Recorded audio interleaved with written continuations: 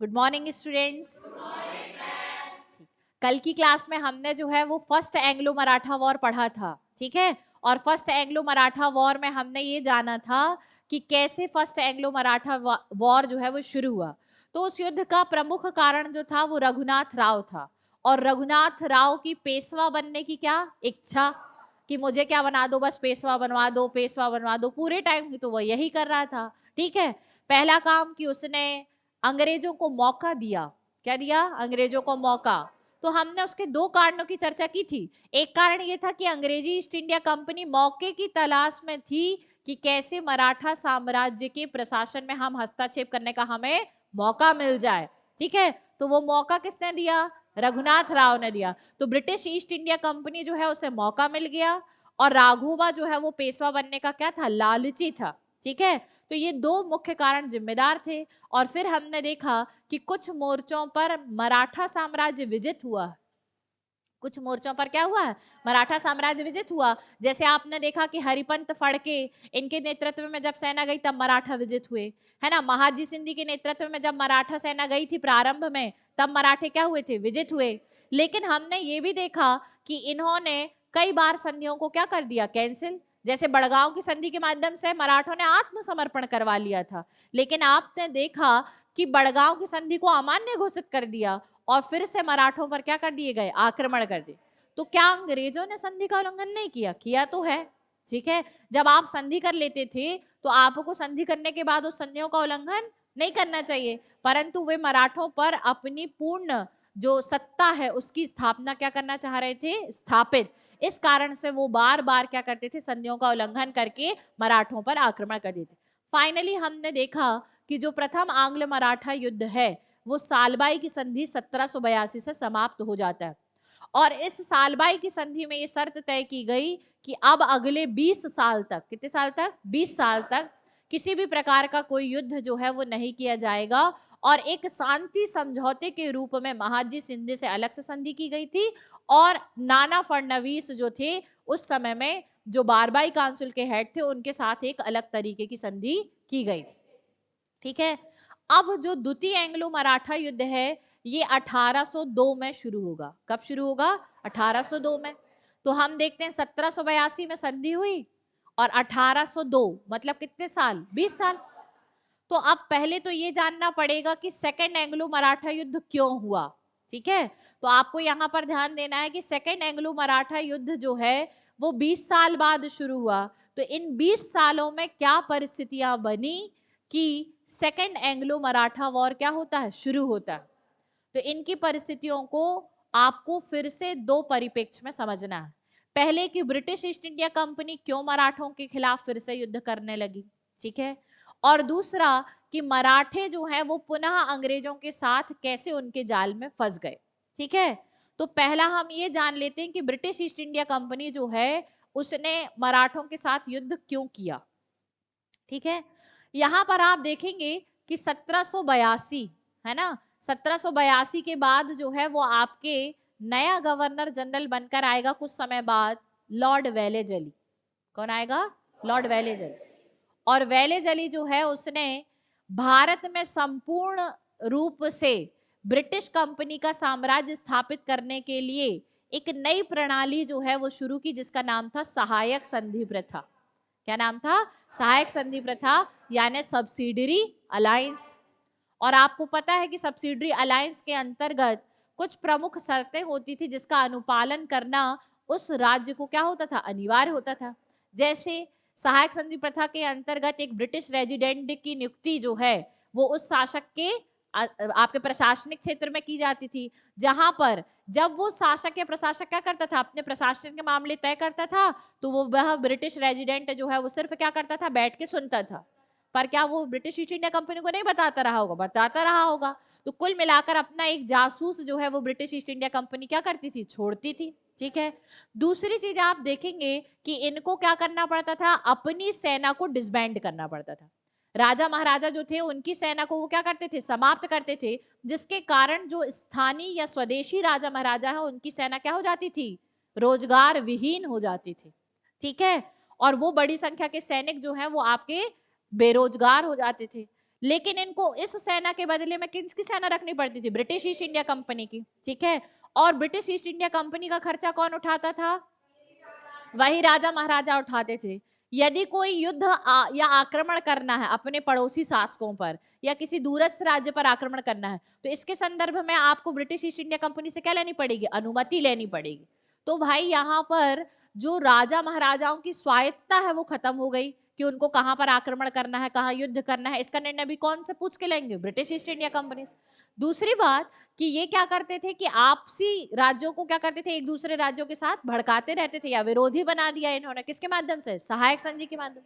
और बिना मतलब ही जो भारतीय शासक हैं वो क्या करते रहे, इन ब्रिटिश सेना का क्या कर रहे थे? खर्च उठाते रहे।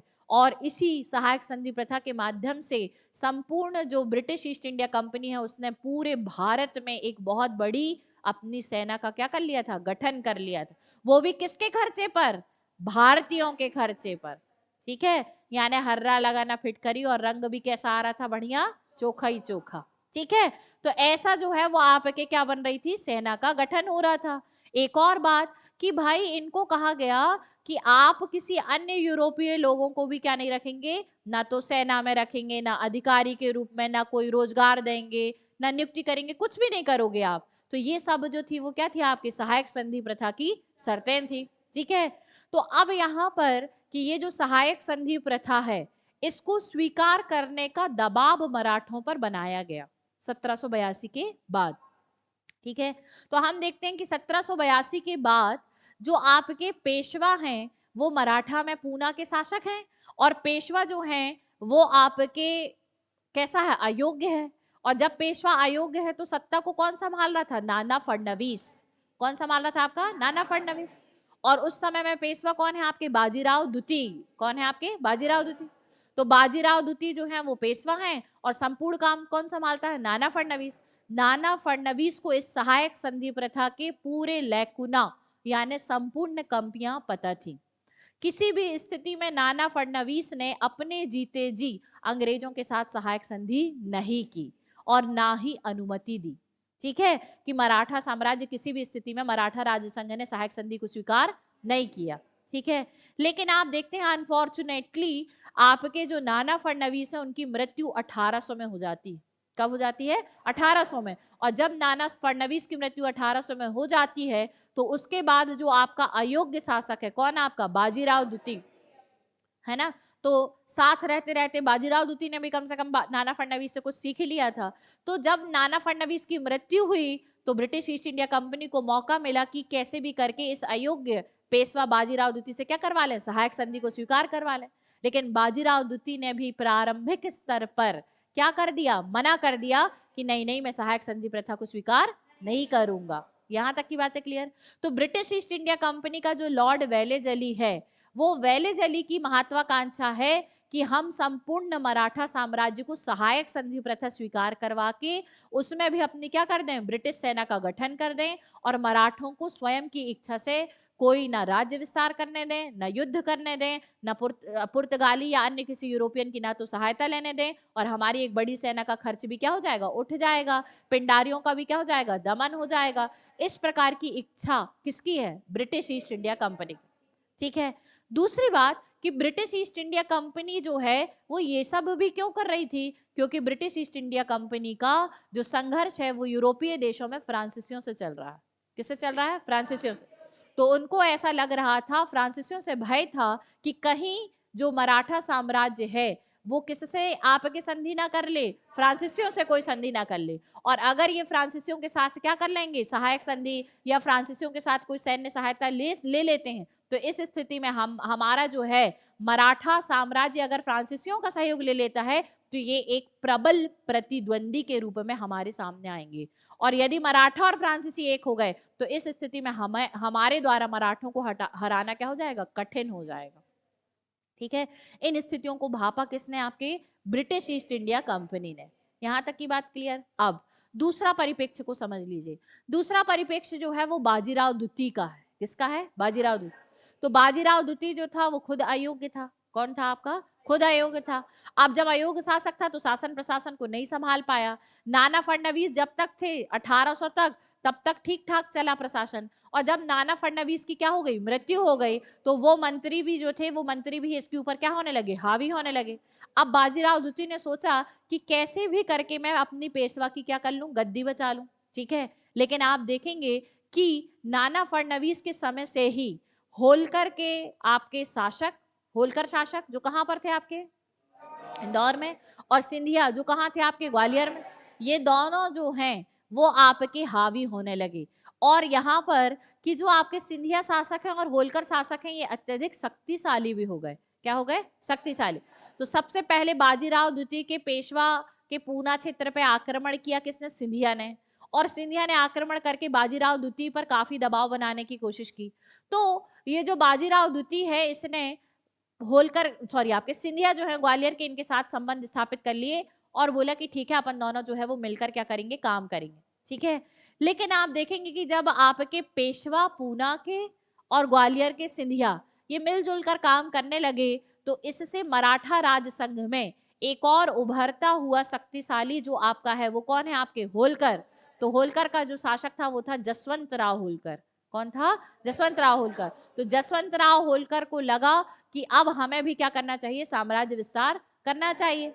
तो इसने क्या किया, उत्तर भारत के अभियान शुरू कर दिए और अपने दक्षिण भारत के अभियान भी शुरू कर दिया। इसने, किसने, जसवंत राव होलकर ने। अब बात यहां पर आई कि आप मराठा राज संघ के मेंबर, किसके मेंबर हैं, मराठा राज संघ के। और जब मराठा राज संघ जो है, इसके संदर्भ में आप साम्राज्य विस्तार या अपने कोई अभियान कर रहे हैं, तो इसके लिए आपको अन्य मराठा प्रमुखों की अनुमति लेनी चाहिए। किसकी अनुमति लेनी चाहिए, मराठा प्रमुख। अन्य मराठा प्रमुख में कौन आएंगे, नागपुर के भोसले आएंगे, ठीक है, बड़ौदा के गायकवाड़ आएंगे, ठीक है, आपके सिंधिया आएंगे, और कौन आएगा, पेशवा आएंगे।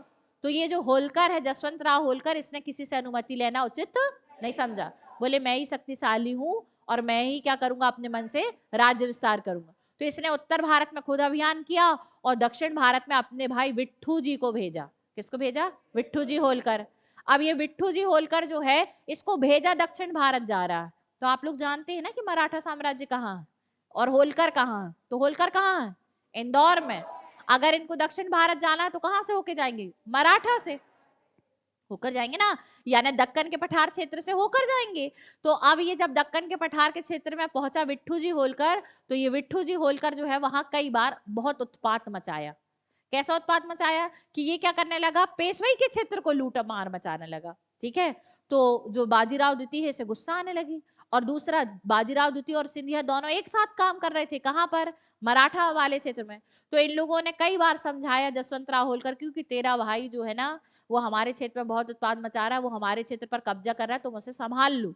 लेकिन जसवंत राव होलकर ने एक भी नहीं सुनी और अपने भाई बिट्ठू जी होलकर को कहा कि और लूटो और लूटो। तो अब बाजीराव द्वितीय मजबूर हो जाता है और बाजीराव द्वितीय ने जो है उसकी हत्या करवाने के लिए आदेश दे दिया। किसकी हत्या करवाने के लिए, विट्ठू जी होलकर की। अब जब आपके विट्ठू जी होलकर की हत्या कौन करा देगा, बाजीराव द्वितीय। तो ऐसा माना जाता है कि उसने आदेश बोला था कि हाथी के पैरों के नीचे को चलवा के मारूंगा तेरे भाई को। ठीक है, तो जब ऐसा आदेश दिया निर्मम हत्या का, किसने, बाजीराव द्वितीय ने, तो जसवंत राव होलकर को बहुत अधिक क्या आया, क्रोध आया। तो होलकर ने जो है वो क्या कर दिया, आक्रमण। और होलकर ने किसके ऊपर आक्रमण किया, पेशवा और सिंधिया। अब हुआ ये कि होलकर के साथ दोनों की संयुक्त सेना ने लड़ाई करी, सिंधिया की सेना और बाजीराव द्वितीय की सेना ने, लेकिन वो क्या हो जाते हैं, आपके पराजित हो जाते हैं। कौन पराजित हो जाते हैं, ये दोनों। और होलकर क्या हो जाता है, विजित हो जाता है। तो होलकर का प्रशासन कहां विस्तारित हो गया, पूना में। कहां हो गया, पूना। और इन दोनों को क्या करना पड़ा, अब अधीनता स्वीकार करो या भग लो। तो बाजीराव द्वितीय क्या हो जाएगा, भाग जाएगा। पिता भी अयोग्य थे, षड्यंत्रकारी थे, और बेटा भी वैसे ही था, कौन, बाजीराव द्वितीय। ठीक है, तो बाजीराव द्वितीय जो है वो होलकर के डर से भाग गया। और भाग के कहां पहुंचा, कहां जाएगा, वही अंग्रेजों की शरण में।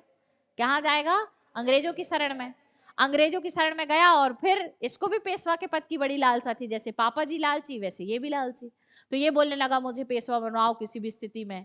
तो जो ब्रिटिश ईस्ट इंडिया कंपनी है वो बोलने लगी कि ठीक है पेशवा बनवाएंगे, तुम क्या दोगे। ठीक है, तो ब्रिटिश ईस्ट इंडिया कंपनी जो है वो अपने क्या करने में, सौदेबाजी करने में बड़ी माहिर है। ठीक है, तो बॉम्बे की जो ब्रिटिश ईस्ट इंडिया कंपनी है इसने भयंकर सारे जो हैं वो क्या करे, शर्तें थोपी किसके ऊपर, बाजीराव द्वितीय के ऊपर। और इस संधि को बसीन की संधि के नाम से जाना जाता है। किस संधि के नाम से, ठीक है। अब बसीन की संधि इतनी अपमानजनक संधि थी, इतनी अपमानजनक संधि थी कि मराठों को सहन नहीं हुई। ठीक है, और मराठों को सहन नहीं हुई तो अब मराठा राजसंघ के अन्य सदस्यों ने सोचा कि ये बाजीराव द्वितीय तो है पगला, ठीक है, और इसने क्या कर दिया है, बसीन की संधि में फंस गया। किसके पद की लालसा में, पेशवा के पद। तो इसको हम किसी भी तरीके से क्या करेंगे, अब निकालेंगे, या बसीन की संधि से हम इसे क्या करते हैं, बाहर करते हैं। तो अब यहाँ पर मराठा राजसंघ इस अपमान को नहीं सहन कर पाएगा तो वो ब्रिटिश ईस्ट इंडिया कंपनी पर क्या कर देंगे, आक्रमण कर देंगे। लेकिन आप देखेंगे कि जैसे ही बसीन की संधि के बदले जो आपके मराठा राजसंघ ने क्या किया, आक्रमण किया, यहीं से शुरुआत होती है द्वितीय आंग्ल मराठा युद्ध की।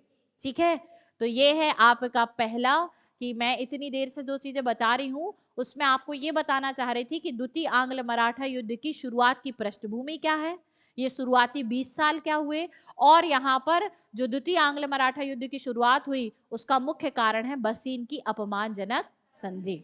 ठीक है, तो अब बसीन की संधि में क्या क्या साइन करवाया था पेशवा से, और कौन कौन सी शर्तें जो है वो पेशवा किस पर थोपी थी, बाजीराव द्वितीय पर। किसने, अंग्रेजों ने। तो ब्रिटिश ईस्ट इंडिया कंपनी ने क्या क्या शर्तें थोपी, उन सब चीजों के बारे में हम डिस्कशन करेंगे। ठीक है, तो थोड़ा सा अभी बेस क्लियर है कि सेकंड एंग्लो मराठा युद्ध जो है उसकी दोनों पृष्ठभूमि क्लियर है। ब्रिटिशर्स की क्यों, क्योंकि उनको फ्रांसीसियों से डर लग रहा है और वो ये सोच रहे हैं कि मराठे जो है फ्रांसीसियों के साथ कोई समझौता ना कर ले। और जो आपके जो मराठे हैं ये किस में आपके उलझ गए, तो मराठे जो हैं वो खुद के आंतरिक संघर्ष में उलझ गए। ठीक है, एक और बात कि ये पेशवा बाजीराव द्वितीय जो है इसकी कोई अहमियत नहीं रह गई थी नाना फडणवीस की मृत्यु के बाद। तो ये जो है ना मराठा राज्य संघ में खुद ही षड्यंत्र करता रहता था, और उसी षड्यंत्र का परिणाम था कि पहले सिंधिया ने इसके ऊपर आक्रमण किया, तो सिंधिया के साथ इसकी मैत्री हो गई। लेकिन आप देखेंगे कि फिर बाद में किसने किया, होलकर ने इसके ऊपर। तो ये पहले खुद अपने लिए बीज बोया था, कौन, आपका बाजीराव द्वितीय। इसीलिए इसके ऊपर इसके राजसंघ के ही सदस्यों ने क्या किया था, आक्रमण किया।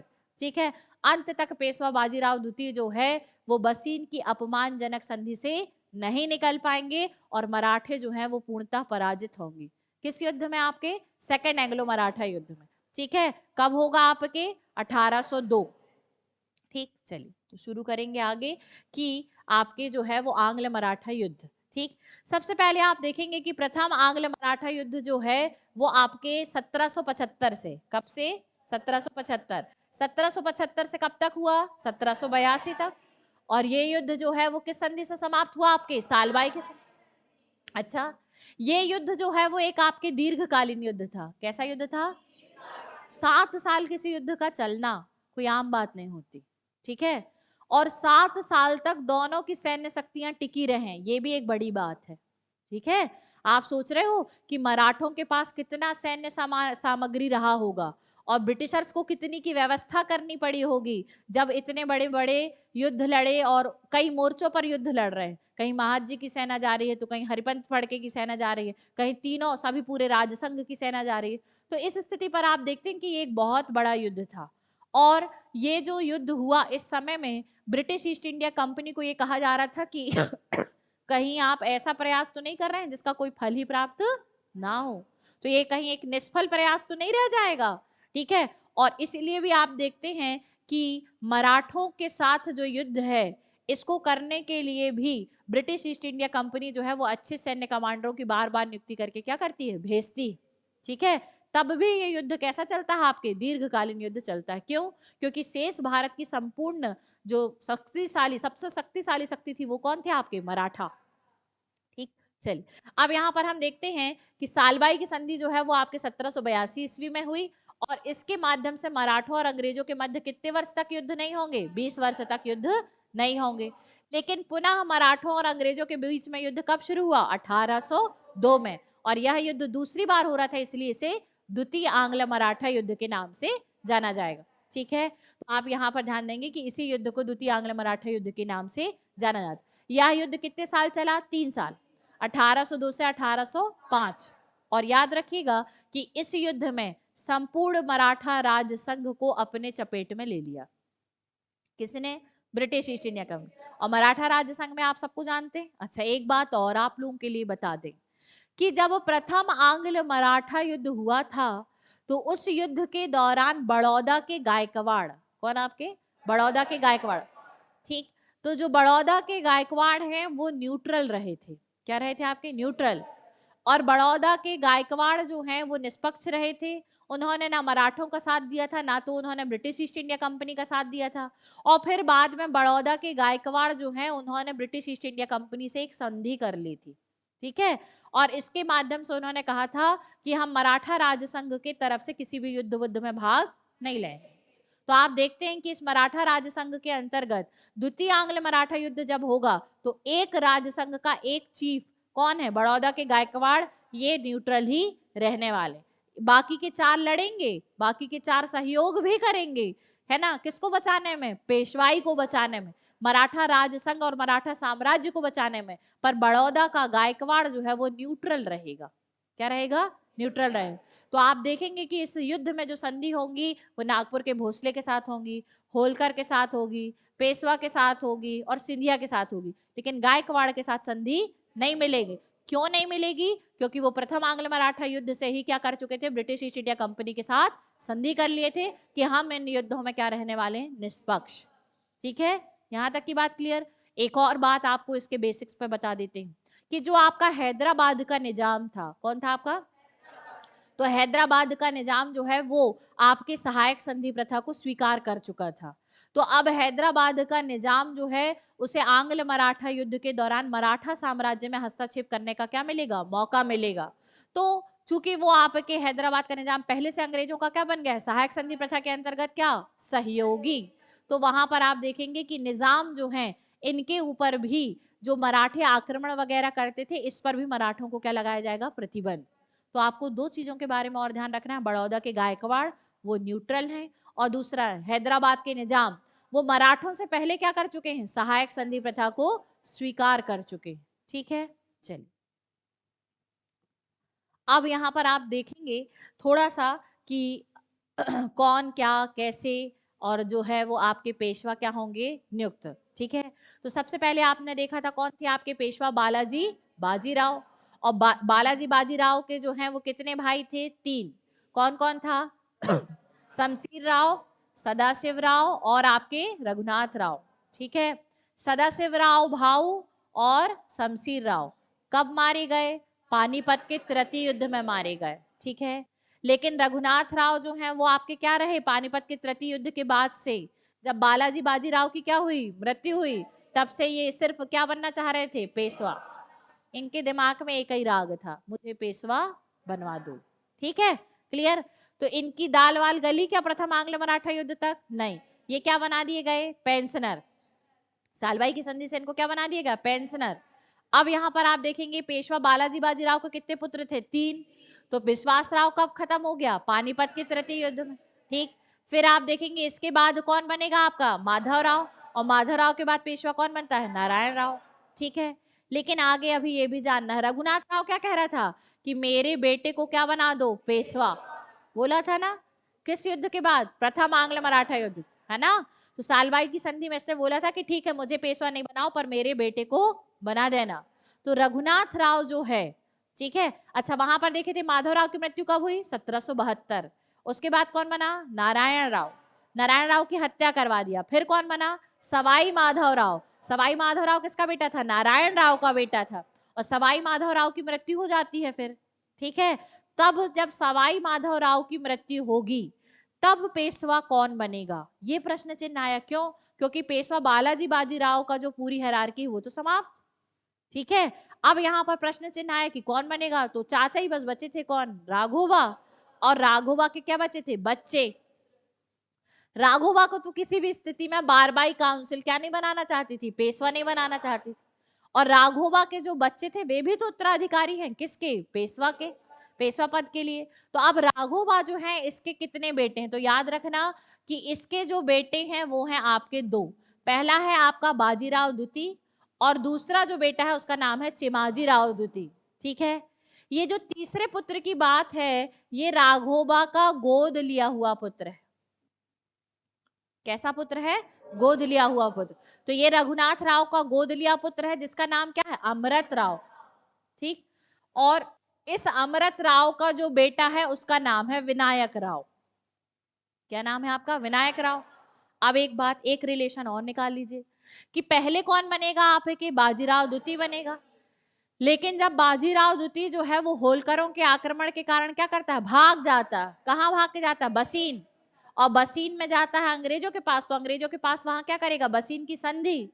तो वहां पेशवा की गद्दी पर कौन बैठेगा, तो होलकरों ने बिठाया विनायक राव को। किसको बिठाया, विनायक राव।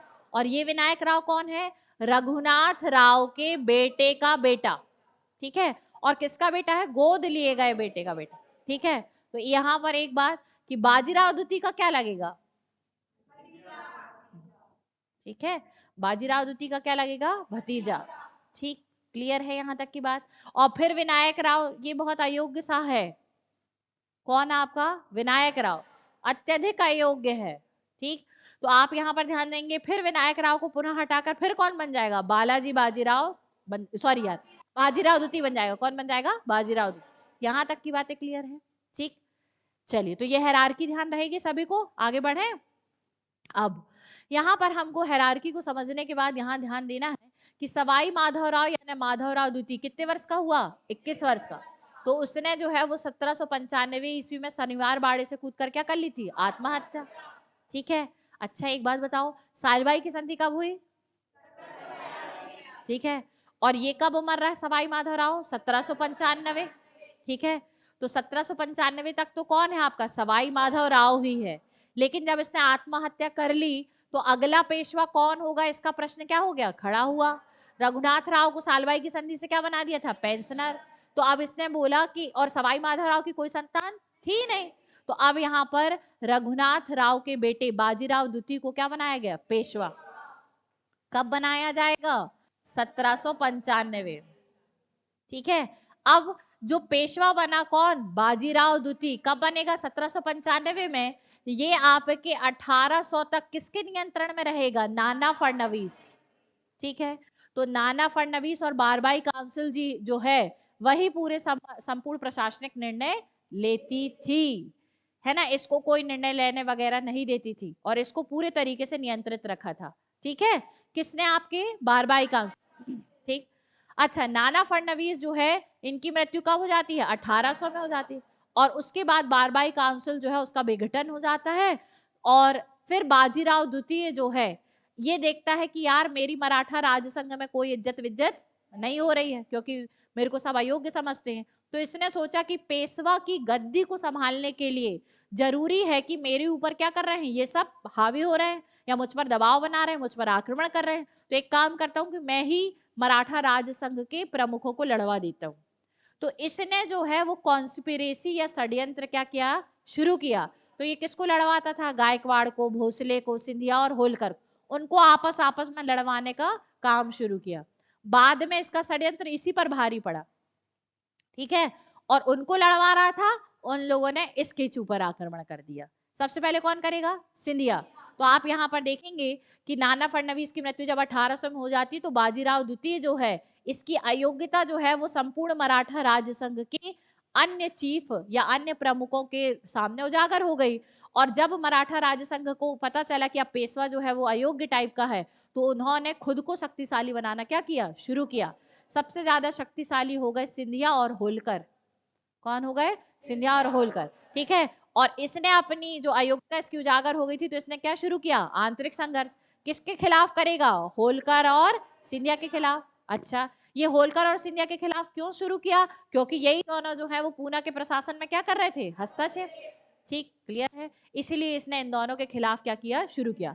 अब यहाँ पर कि जो ब्रिटिश ईस्ट इंडिया कंपनी है वो क्या कर रही, तो ब्रिटिश ईस्ट इंडिया कंपनी जो है उसको किससे भय है, फ्रांसीसियों, और फ्रांसीसियों से बचने का लॉर्ड वेलेजली, कौन है आपके, लॉर्ड वेलेजली, ये जो है वो आपके 1798 ईस्वी में भारत का क्या बन के आया, गवर्नर जनरल। और इसको लगा कि एक ही उपाय है कि संपूर्ण भारतीय राज्य जो है वो कंपनी पर निर्भर हो जाए और हम कैसे भी करके उनकी स्वायत्तता और स्वतंत्रता को छीन लें।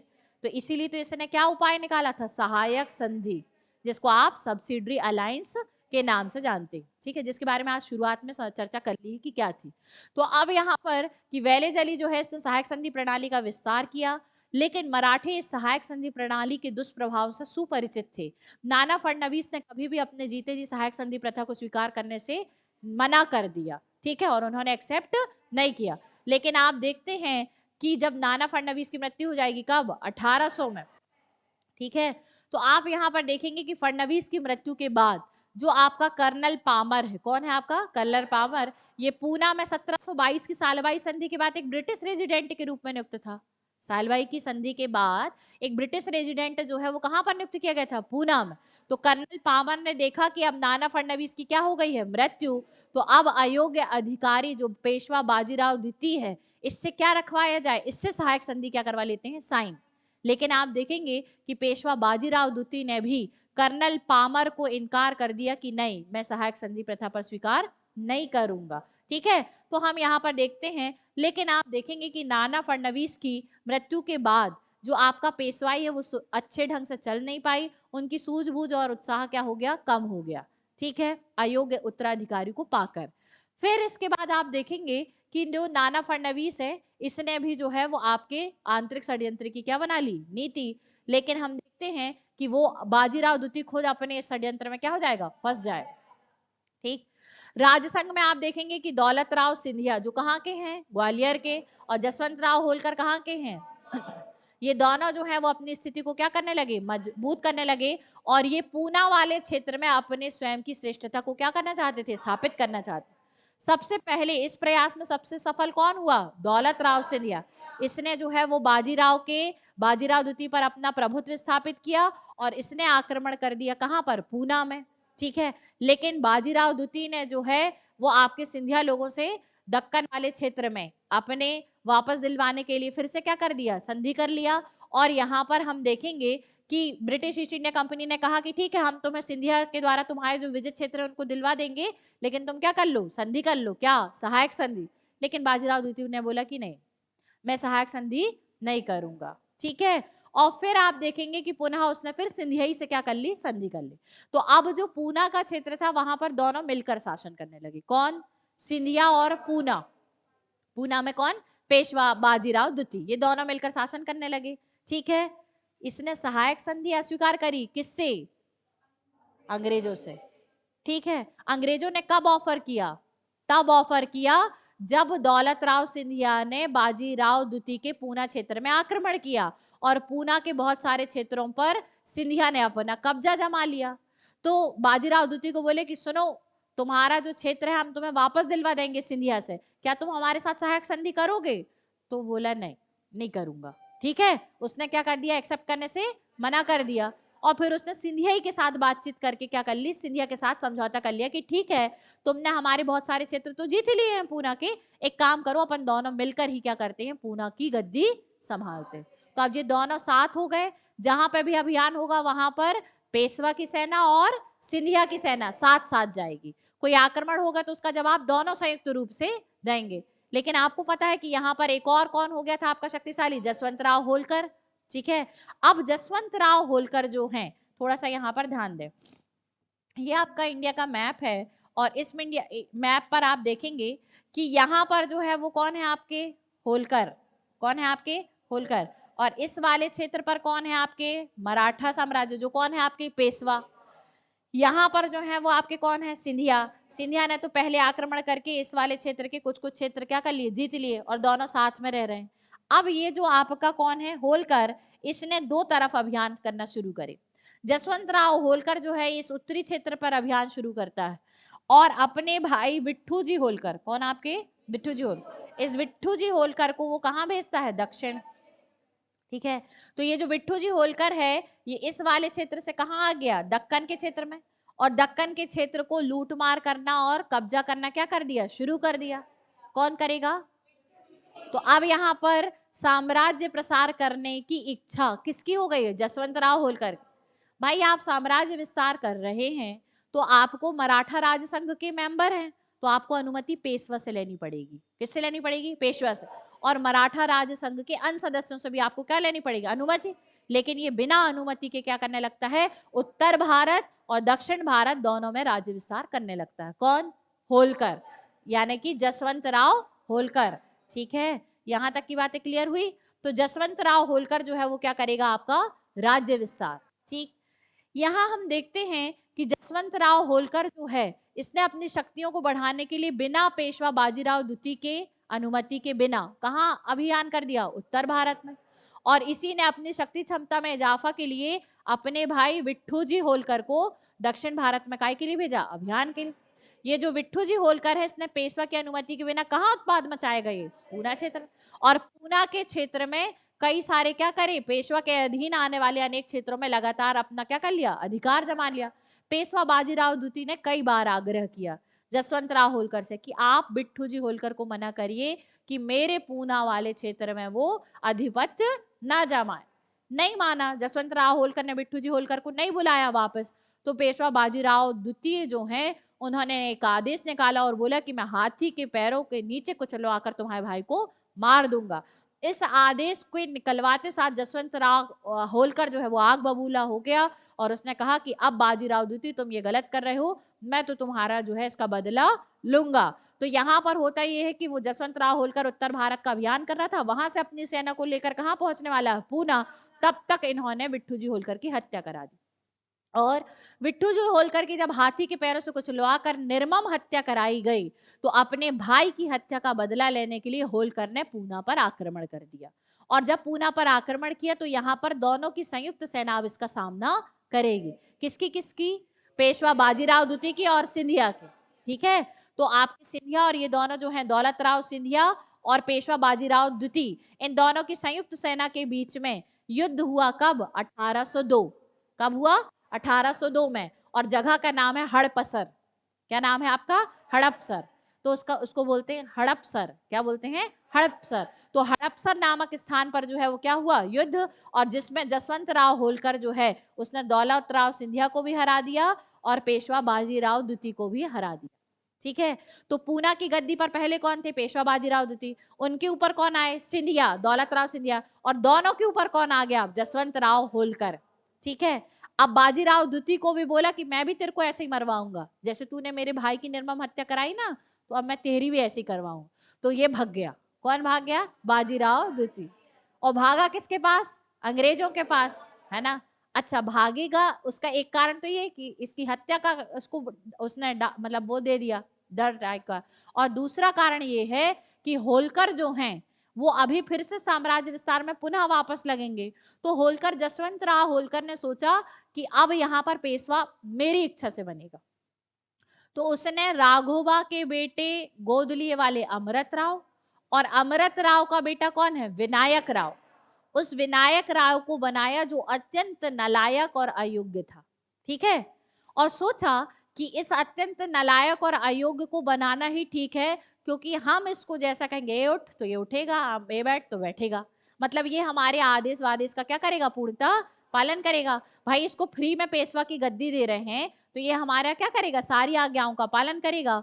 तो एक ऐसा कठपुतली या पपेट रूलर बिठाने की सोचा किसने? जसवंतराव होलकर। पहला कारण ये है कि वो उसकी आज्ञाओं का क्या करे? पालन करे। और दूसरा ये कि भाई अगर जसवंतराव होलकर खुद पूना में पेशवाई संभाल लेता तो पूना में विद्रोह हो जाता। पूना की जनता जो है वो इतने लंबे समय से, है ना, शिवाजी के टाइम से ही क्या है? पेशवाओं के शासन की क्या है? अधीन हो चुकी है। यानी आपके एक तरीके से गुलाम ही है कि भाई उनको उन्हीं की सत्ता अच्छी लगती है। और यदि आप वहां पर पेशवा को क्या कर रहे हैं? मृत्यु का डर बिठा रहे हैं, उसको भगा दिए और उनकी पेशवा की जगह तुम खुद क्या बन रहे हो? शासक बन रहे हो आक्रमण करने के बाद।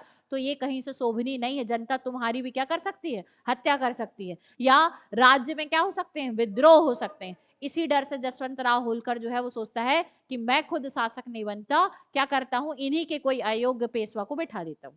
तो इसने अयोग्य पेशवा किसको बैठाया, विनायक राव को बैठा दिया। अब विनायक राव नया पेशवा बन गया। किसने बनाया, जसवंत राव होलकर ने। और बाजीराव द्वितीय बेचारा भाग गया। अब इसको फिर से पेशवाई चाहिए थी, इसको फिर से क्या चाहिए था, पेशवा का पद। तो इसने सोचा कि कैसे भी करके अंग्रेज मुझे इसमें क्या कर देंगे, सहायता कर दे। क्योंकि सिंधिया भी पराजित हो चुके थे भाई, संयुक्त सेना में तो दौलत राव सिंधिया की सेना भी पराजित हो गई, और गायकवाड़ तो क्या है, न्यूट्रल है। तो अब सहायता कौन करेगा, अंग्रेज। अंग्रेजों ने कहा कि हाँ, हमको इसी मौके की तो तलाश थी, आओ आओ हम ही तुम्हें क्या बनाएंगे, गद्दी दिलवाएंगे। ठीक है, तो अब यहाँ पर आप देखेंगे कि अच्छा, ये जो हड़पसर नामक स्थान पर जो युद्ध हुआ था वो कब हुआ था आपके, 25 अक्टूबर 1802 को। और होलकरों ने पूना पर अधिकार कब कर लिया, 25 अक्टूबर 1802 में। इसके अमृत राव के पुत्र कौन को, विनायक राव। और विनायक राव क्या था, बाजीराव द्वितीय का भतीजा था। क्या था, बाजीराव द्वितीय का भतीजा। उसको क्या बनाया, गद्दी पर बैठा दिया। ठीक है, अब यहाँ पर आप देखेंगे कि ये बाजीराव द्वितीय भागकर कहाँ गया, बसीन। और बसीन में जाकर 31 दिसंबर 1802, कब, 31 दिसंबर 1802 को बसीन की संधि कर ली। किसकी संधि कर ली, बसीन की धन। और यही संधि जो है वो द्वितीय आंग्ल मराठा युद्ध का कारण है। ठीक है, कौन सी संधि आपके, बसीन की संधि। तो ये बसीन की संधि 31 दिसंबर 1802 को हुई। और इसकी प्रमुख प्रमुख शर्तें आप सभी अच्छे से समझेंगे, क्योंकि बसीन की संधि ही सेकेंड एंग्लो मराठा वॉर का सबसे मूल कारण है। ठीक है, सबसे पहला कि इस संधि के अनुसार पेशवा बनाने के बदले, किसको पेशवा बनाने के लिए बदले, बाजीराव द्वितीय को। तो बाजीराव द्वितीय को पुनः पेशवा बनवाने के बदले जो है वो सूरत नगर, कौन सा नगर, सूरत नगर, किसको देना पड़ेगा, ब्रिटिश ईस्ट इंडिया कंपनी को। दूसरा, हैदराबाद का निजाम का जो क्षेत्र है वहां से वहां से बाजीराव द्वितीय यानी पेशवा लोग क्या वसूलते थे, चौथ। तो बोले कि ये हैदराबाद का निजाम तो हमसे क्या कर चुका है, सहायक संधि कर चुका है, तो ये हमारे नियंत्रण में है, तो तुमको जो है वो हैदराबाद के निजाम से चौथ वसूली के अधिकार छोड़ने पड़ेंगे। अब तुम जो है वो चौथ वसूलोगे नहीं, कहां पर, हैदराबाद के निजाम से। तो दूसरी संधि हुई कि मराठा लोग जो चौथ वसूलते थे अब उसको वसूलना क्या करना पड़ेगा, बाजीराव द्वितीय को बंद करना पड़ेगा। तीसरी बात उन्होंने बोली कि हाँ ठीक है, हम तुमको विनायक राव को हटाने के लिए और होलकरों से संघर्ष करने के लिए सेना देंगे। क्या देंगे, सेना। कितने सैनिकों की सेना देंगे हम, 6000। लेकिन ये जो सेना हम तुमको देंगे, इसका खाना खर्चा, रहना सहना, सशस्त्रीकरण, बाकी सबका खर्चा कौन उठाएगा, तुम उठाओगे। और ये सेना जो है वो पूना क्षेत्र में परमानेंट रहेगी। ठीक है, तो यहाँ पर आप देखेंगे कि यहाँ 6000 सैनिकों की सैन्य टुकड़ी जो है वो बाजीराव द्वितीय को उपलब्ध कराई जाएगी होलकर और विनायक राव से संघर्ष करने के लिए।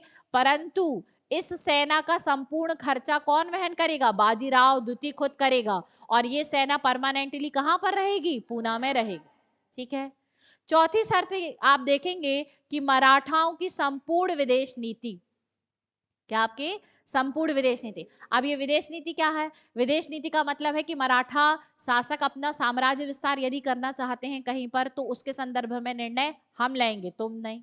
दूसरी बात कि यदि आप किसी यूरोपियन अन्य कंपनियों के साथ अपने क्या करना चाहते हैं, संबंध रखना चाहते हैं, तो उसका निर्णय कौन लेगा, हम लेंगे। ठीक है, किसी अन्य क्षेत्र पर आप आक्रमण करना चाहते हैं, अन्य क्षेत्र पर आप संधि करना चाहते हैं, तो उस सब का निर्णय हम लेंगे। मतलब आपकी संपूर्ण विदेश नीति हम बनाएंगे, आपके संपूर्ण विदेशी मामले ब्रिटिश ईस्ट इंडिया कंपनी के अधीन होंगे। ठीक है, आपको अपने संपूर्ण विदेश नीति का नियंत्रण कौन करेगा, ब्रिटिश ईस्ट इंडिया कंपनी। और बोले किसी भी अन्य यूरोपियों को आप जो हैं वो ना अधिकारी बनाओगे, ना रोजगार दोगे, ना नियुक्ति दोगे, ना उनसे सैन्य सहायता लोगे, ना उनसे आप अपनी सेना को ट्रेंड कराओगे, कुछ नहीं कराओगे आप। तो यहाँ पर इन्होंने कहा कि आप किसी भी अन्य यूरोपीय कंपनियों को मराठे लोग ना रोजगार देंगे, ना नियुक्ति देंगे और ना ही उनकी पद स्थापना करेंगे। और जो तुम्हारे यहाँ पहले से अन्य यूरोपीय लोग हैं उनको तुम रिटायर्ड करो, है ना। यानी हो सकता है कि तुम्हारे यहाँ कुछ क्या है, फ्रांसीसी हैं या कोई पुर्तगाली हैं या डच या डेनिश लोग हैं, तो इन यूरोपीय लोगों को आपको क्या करना पड़ेगा, रिटायरमेंट देना पड़ेगा। ठीक है, पेशवा बाजीराव सब में ओके ओके ओके कहता गया। ठीक है, क्लियर। अब यहाँ से आप देखें कि इसके अलावा और बोले, अब बोले कि हमको आपको एक क्षेत्र देना पड़ेगा जिसकी आय होगी 26 लाख रुपए वार्षिक। कितने? 26 लाख रुपए वार्षिक आय वाला आप हमको एक क्या देंगे? क्षेत्र। तो पेशवा ने कहाँ का क्षेत्र देना के लिए संधि कर लिया? पेशवा बोला कि ठीक है, मुझे बाजीराव द्वितीय बोला मुझे फिर से पेशवा बना दोगे तो मैं 26 लाख रुपए की आय हमारे पास आती है उस क्षेत्र से जो आपके गुजरात, ताप्ती और नर्मदा नदी के मध्य का प्रदेश है। कहाँ का प्रदेश है? गुजरात, नर्मदा और ताप्ती। तो सबको ही पता है यहाँ पर कि ये वाला जो क्षेत्र है, यहाँ से क्या जा रही है आपके? नर्मदा, और यहाँ से क्या जा रही है आपके? ताप्ती। तो हम ये वाले क्षेत्र जो है, इस वाले क्षेत्र को आपको देंगे, और इसके अलावा हम कहाँ देंगे? तुंगभद्रा नदी के पास के क्षेत्र जो है वो आपको देंगे। यहाँ से कितनी आय होती है हमारे पास? 26 लाख रुपए की आय होती है, ये भी मैं आपको दूंगा। ठीक। इसके बाद बोले कि पेशवा से बोले कि सुनो, वो गायकवाड़ जो है ना बड़ौदा का, कहाँ का? बड़ौदा का गायकवाड़, वो हमसे पहले ही से संधि कर लिया है, तो अब जो है वो तुम गायकवाड़ के विरुद्ध कोई युद्ध नहीं करोगे। ठीक है। तो गायकवाड़ को भी बचाए ब्रिटिश ईस्ट इंडिया कंपनी ने, हैदराबाद के निजाम को भी बचाया, किससे? मराठा पेशवा से। समझ गए? वहां पर हैदराबाद के निजाम से चौथ को बंद करवा दिए, और यहाँ गायकवाड़ के विरुद्ध कोई युद्ध नहीं करोगे ये भी कह दिए। ठीक है, तो तुम जो है वो गायकवाड़ के विरुद्ध कोई युद्ध नहीं करोगे। अब यहाँ से आप सोचो कि कितनी बड़ी संधि जो है वो पेशवा बाजीराव द्वितीय ने क्या कर दी? साइन। ठीक है, क्या बनने के एवज में? सिर्फ पेशवा बनने के एवज। ठीक। इस बसीन की संधि से अंग्रेजों को क्या लाभ हुआ? ठीक है, तो पहली चीज की बसीन की संधि से जब जब अभी जीतेंगे कौन? अंग्रेज, तो उनका क्या होगा? पूना में अंग्रेजों का प्रभुत्व स्थापित हो जाएगा, और वो तो चाह ही रहे थे कि हमको जो है वो क्या मिल जाए? पूर्ण रूप से संपूर्ण भारतीय साम्राज्य जो है वो ब्रिटिश ईस्ट इंडिया कंपनी के आधिपत्य में आ जाए। ठीक है, तो हम यहाँ पर देखते हैं कि ये जो पूरी शर्तें हैं ये किसकी हैं? सहायक संधि की तो हैं, और पेशवा बाजीराव द्वितीय फाइनली अब क्या कर लिया? सहायक संधि कर लिया। ठीक है, किस संधि के माध्यम से? बसीन की संधि के माध्यम से। कब? 31 दिसंबर 1802 को क्या संधि कर लिया आपके? बसीन की संधि। तो पेशवा जो है वो सहायक संधि के बंधन में बंध गया, ये सबसे बड़ा लॉस था। ठीक, किसका? मराठों का। ठीक है, दूसरी बात कि अब जो वो अपनी विदेश नीति है, पूरी उसकी विदेश नीति जो है वो किसके हाथ में चली गई? अंग्रेजों के हाथ। ठीक है, लेकिन इस विदेश नीति से फायदा हुआ पेशवा को। क्यों? क्योंकि पहले पेशवा जो है इन्हीं से लड़ता रहता था, कहीं होलकर से लड़ो, कहीं सिंधिया से लड़ो, कहीं निजाम से लड़ो, कहीं इससे कहीं उससे। तो अब ये सब संघर्ष उसको नहीं करने पड़ेंगे, वो अनावश्यक होने वाले आंतरिक संघर्षों के युद्धों से मुक्त हो गया। अब कौन की सेना लड़ेगी? British India. हार होएगी तो किसकी? British India. उसको कोई लेना देना नहीं रह जाएगा। तो पेशवा को ये फायदा हुआ कि वो युद्ध में होने वाले अनावश्यक खर्च से और अन्य चीजों से क्या हो गया? बच गया। कौन? पेशवा।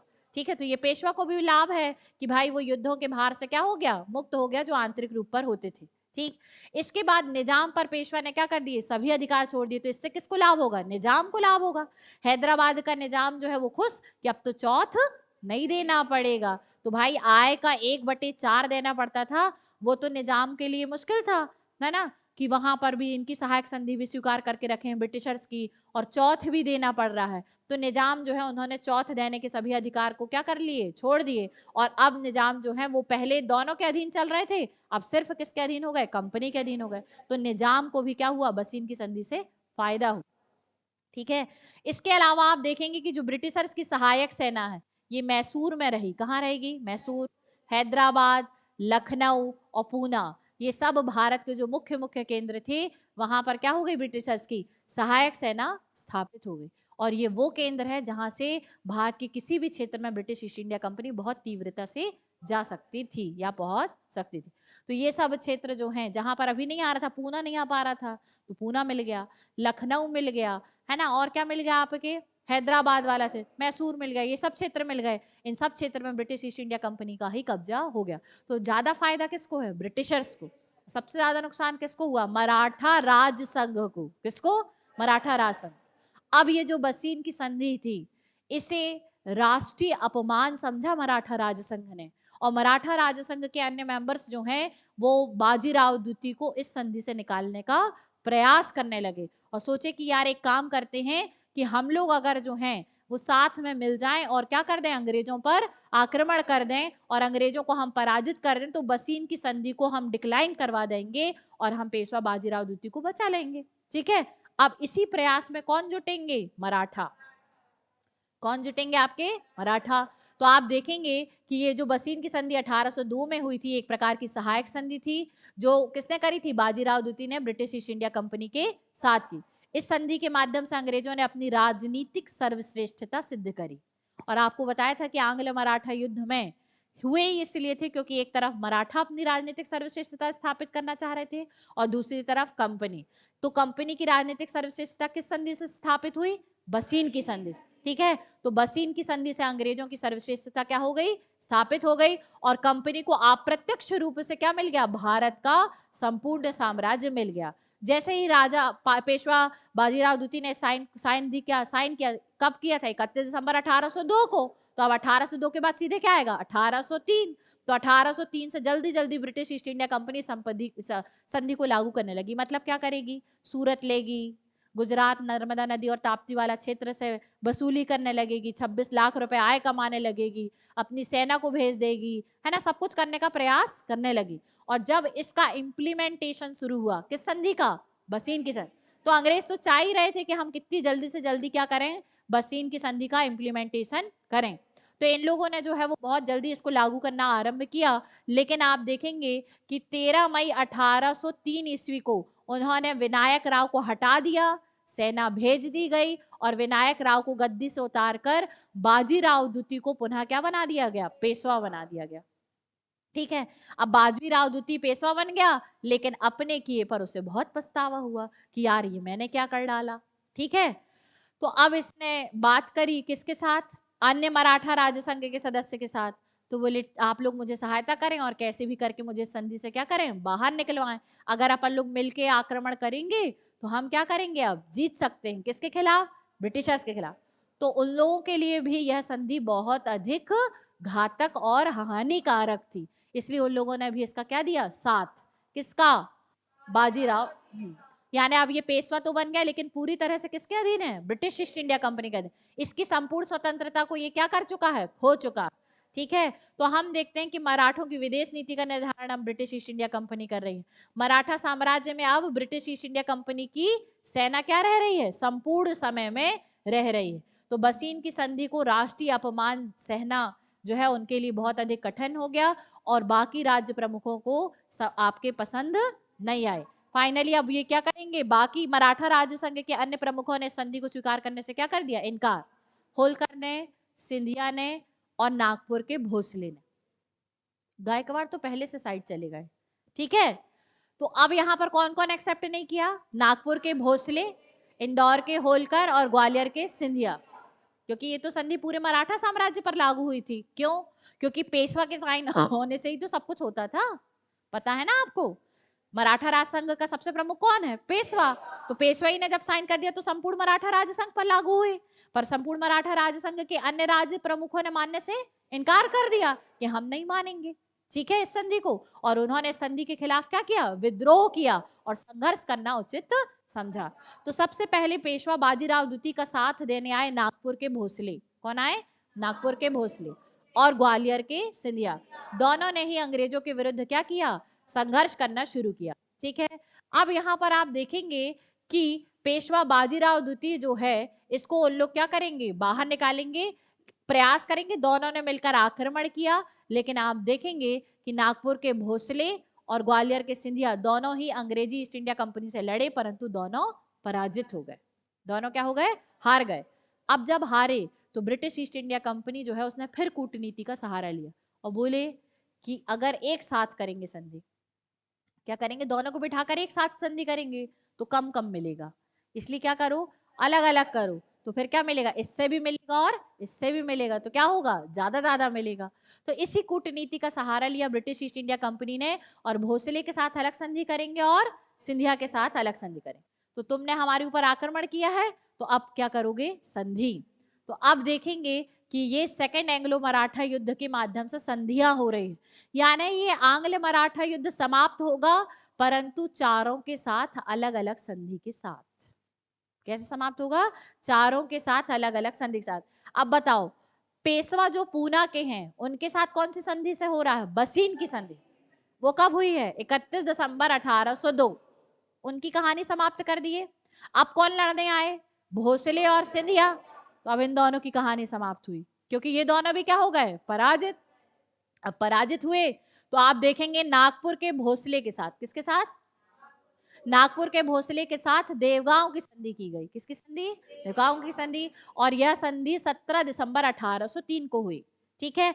आप जानते हैं कि नागपुर के भोसले इस वाले क्षेत्र पे थे। ये था आपका नागपुर क्षेत्र। कौन सा क्षेत्र? नागपुर। आज वाला नागपुर नागपुर नहीं। ठीक है। तो ये वाला क्षेत्र क्या था आपका? नागपुर था। तो हम ये देखते हैं कि इन्होंने यहाँ पर क्या पड़ेगा? कटक। आज आप यहाँ उड़ीसा देखते हैं ना, तो उड़ीसा में तो पड़ता है आपका क्या? कटक। और वर्धा क्षेत्र यहाँ पड़ेगा महाराष्ट्र वाले क्षेत्र से, तो इस वाले क्षेत्र पर वर्धा। तो वर्धा और क्या ले लिया? कटक। तो वर्धा और कटक नदी के कटक और वर्धा नदी का पश्चिमी भाग।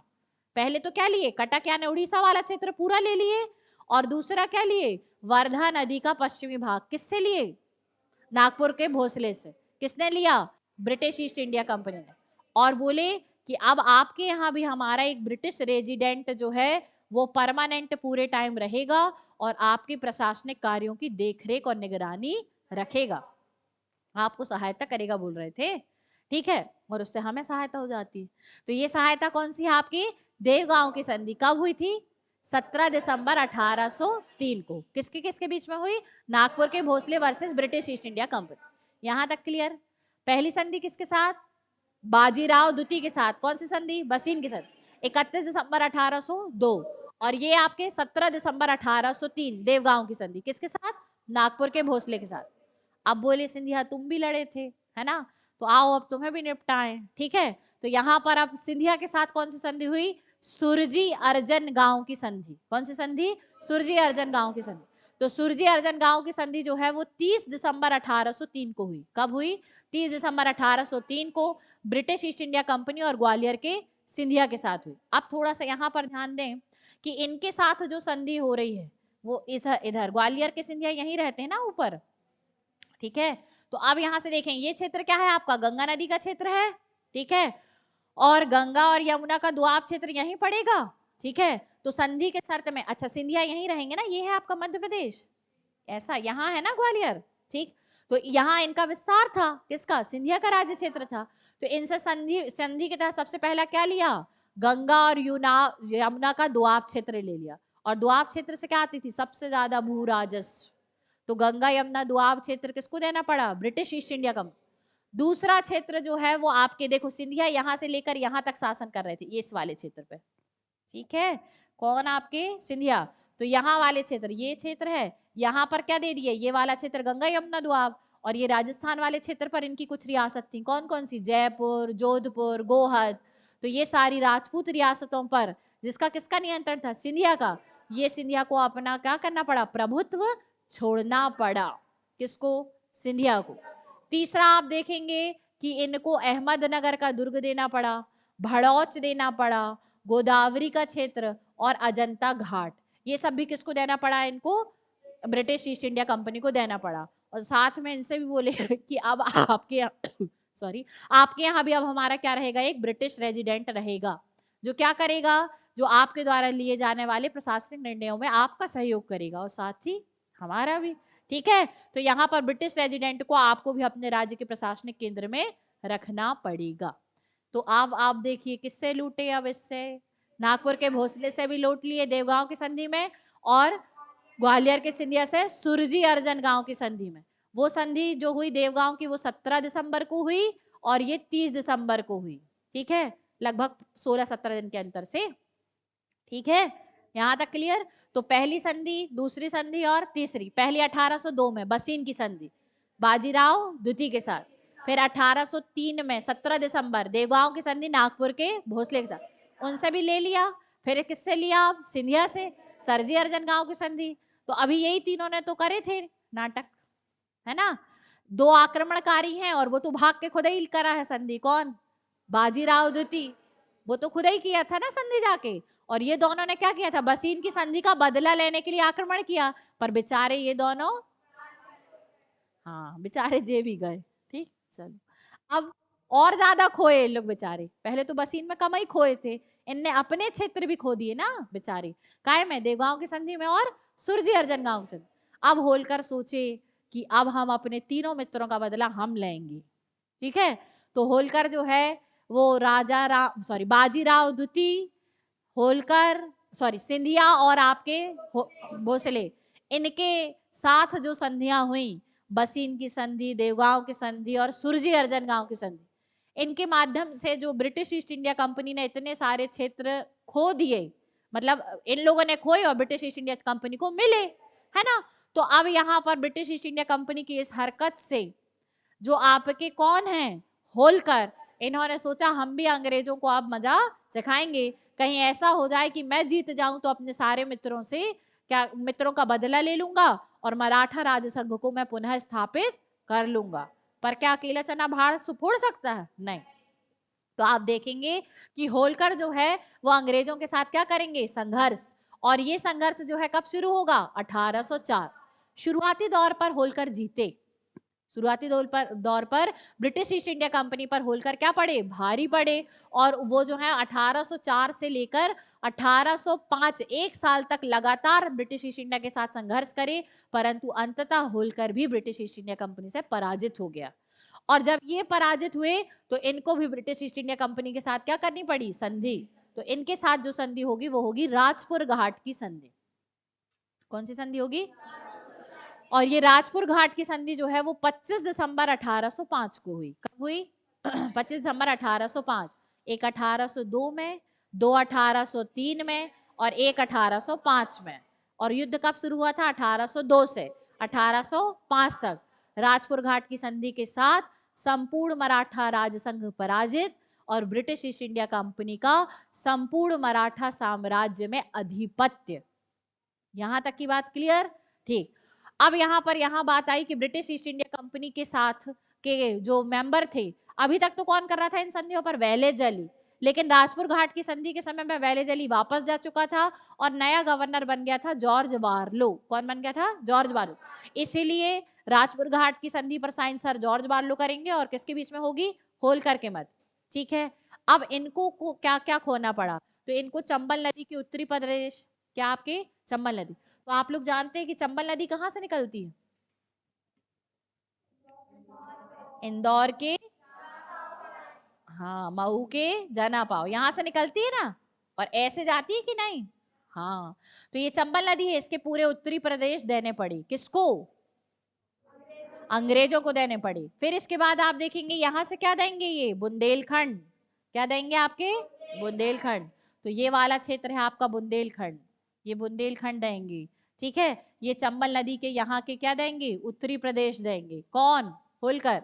ठीक है, और आपके इन्होंने कहा कि पेशवा और कंपनी के अन्य सभी मित्र क्षेत्रों पर जिन पर होलकरों ने अपना अधिकार किया था वो सब अधिकारिता आपको छोड़नी पड़ेगी। मतलब इसने पूना के पेशवा के ऊपर अधिकार कर लिया था ना, तो इसको पूना के पेशवा के ऊपर जो अधिकारिता इसने स्थापित करी थी वो छोड़ना पड़ेगी, किसको, होलकर। ये संधि की शर्त समझ में आ गई। और इसके बाद जो है फाइनली राजपुर घाट की संधि के माध्यम से 1805 में द्वितीय आंग्ल मराठा युद्ध क्या हो गया, समाप्त हो गया। ठीक, क्लियर। तो इस प्रकार से आपका द्वितीय आंग्ल मराठा युद्ध समाप्त होता है। अगली क्लास में जो है वो हम थर्ड एंग्लो मराठा वॉर के बारे में चर्चा करेंगे, लेकिन सेकंड एंग्लो मराठा वॉर को पढ़ने में मजा आया होगा, ठीक है, और मजा आया है तो यहाँ पर याद रखिएगा कि इतनी ही मजेदार ये संधियां पूछी जाती, ठीक है, तो उनको थोड़ा ध्यान से करना है। ओके, चलिए, थैंक यू।